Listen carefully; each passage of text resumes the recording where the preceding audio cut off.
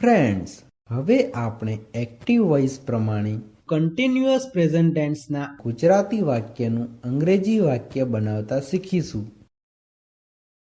Friends, યાદ રાખો, આઈ સાથે એમ વપરાય છે, હી, સી, ઇટ અને એકવચન નામ સાથે ઇઝ વપરાય છે, વી, યુ, ધે અને બહુવચન નામ સાથે આર વપરાય છે.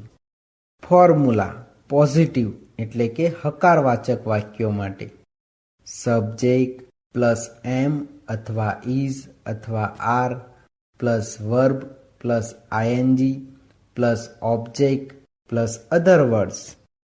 આ ફોર્મ્યુલાનો ઉપયોગ થાય છે.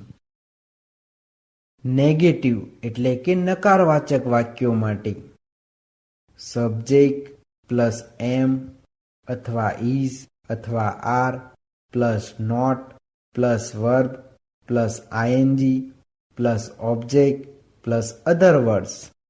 આ ફોર્મ્યુલાનો ઉપયોગ થાય છે.